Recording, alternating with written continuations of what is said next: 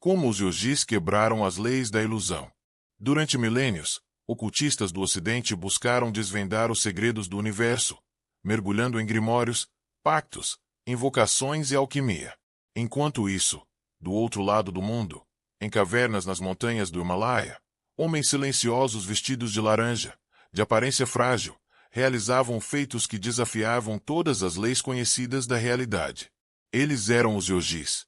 E o que poucos perceberam é que os dois caminhos estavam conectados por um fio invisível que atravessa os véus da ilusão, o domínio sobre a mente, o corpo e o espírito. Os yogis não apenas meditavam.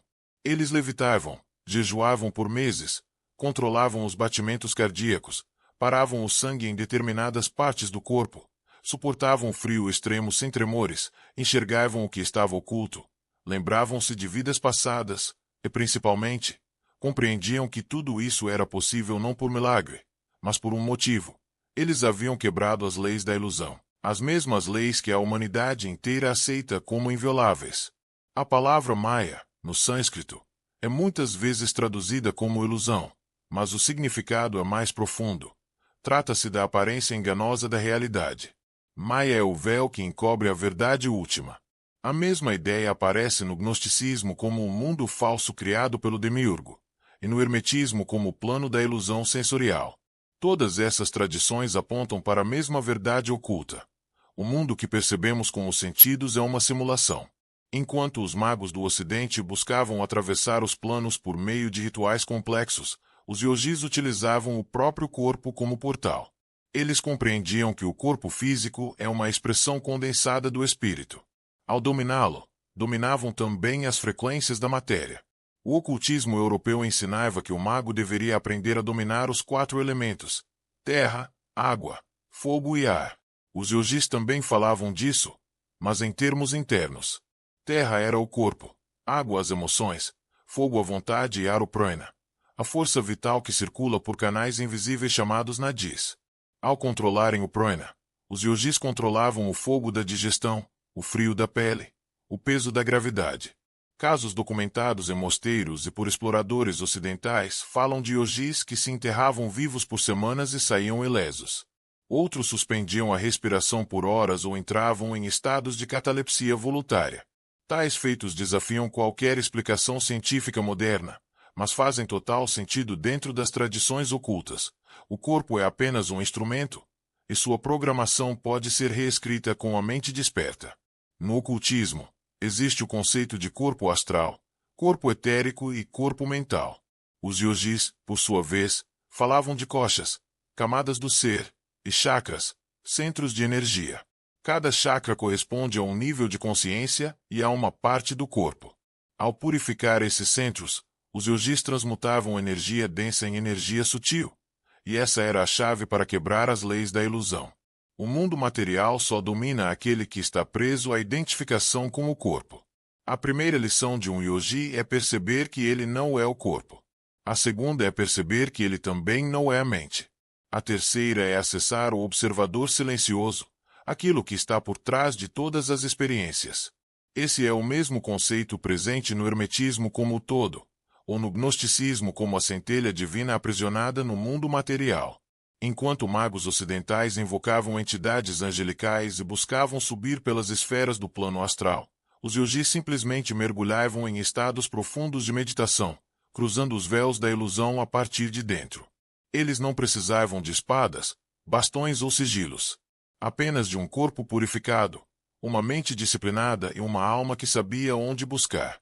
Existem relatos de yogis que, ao atingirem o samadhi, o estado de consciência suprema, entravam em êxtase absoluto e retornavam mudados. Alguns nunca mais falavam. Outros curavam com o olhar.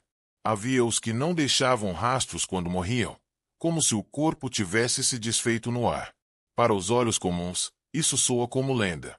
Mas para os iniciados, isso é o destino de todo aquele que transcende a ilusão. Um dos maiores mistérios pouco falados é a relação entre os mantras sagrados dos yogis e os nomes de poder dos magos. Um mantra não é apenas uma palavra. Ele é uma sequência vibracional capaz de alterar a estrutura do DNA, do campo magnético pessoal e da percepção de tempo. O Om ressoa na coluna vertebral e ativa o canal Sushumna, por onde a energia da Kundalini ascende. O mesmo princípio está por trás do tetragrama sagrado dos cabalistas e dos nomes secretos utilizados em grimórios. Os yogis sabiam que o som cria forma, e sabiam que a forma pode ser dissolvida com o som.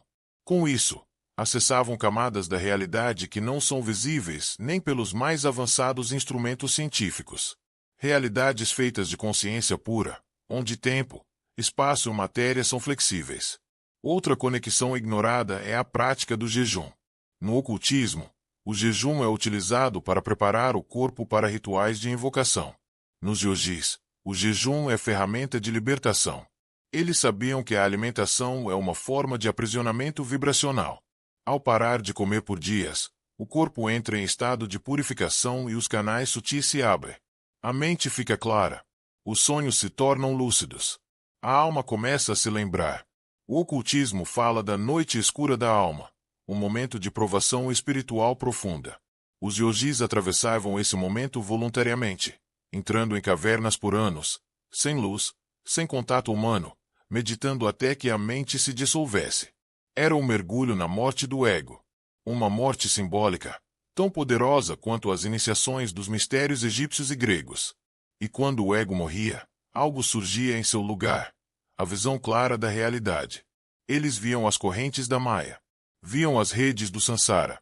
Viam os fios do destino sendo tecidas. E mais do que isso, viam que podiam cortá-los. Yogis avançados tornavam-se siddhas, seres com poderes espirituais. Eles adquiriam siddhis, clarividência, levitação, bilocação, audição espiritual, conhecimento direto. Mas os verdadeiros mestres não usavam esses poderes. Sabiam que tudo isso também fazia parte da ilusão. O verdadeiro poder era a liberdade. A libertação do ciclo de nascimentos e mortes. O moksha. Curiosamente, o ocultismo também fala de um ponto além dos poderes mágicos. Os antigos alquimistas sabiam que a pedra filosofal não era uma pedra literal.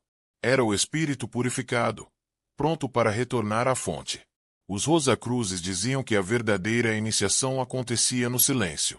Os essênios viviam em comunidades isoladas, preparando o corpo e a alma para o retorno do Cristo interno. Tudo isso está alinhado com os ensinamentos dos grandes yogis. A tradição dos yogis não é oriental ou exótica. Ela é uma das formas mais puras da ciência espiritual que sobreviveu ao tempo. Enquanto muitas escolas foram destruídas, perseguidas ou corrompidas, os yogis mantiveram viva a chama da verdade através da prática direta, da disciplina e do silêncio. E o mais importante, os yogis provaram com o próprio corpo e alma que as leis da realidade podem ser quebradas, que as fronteiras da mente são ilusões impostas, que o tempo pode ser manipulado, que a matéria pode obedecer à consciência, que o espírito é eterno. O que eles descobriram não está em livros sagrados ou em cursos caros. Está dentro de você. Está no espaço entre seus pensamentos. Na pausa entre duas respirações. No silêncio que precede o desejo. Você não precisa ser um monge, mas pode aprender a ver como eles viam, a sentir como eles sentiam, a atravessar os véus e lembrar-se daquilo que foi esquecido. O véu da ilusão ainda está sobre a terra, mas aqueles que ousam questionar, buscar e mergulhar no próprio abismo, descobrirão que a chave sempre esteve dentro. Os yogis não fugiram do mundo. Eles libertaram o mundo dentro de si. Eles não violaram as leis da realidade. Eles apenas se lembraram de que a realidade nunca foi real.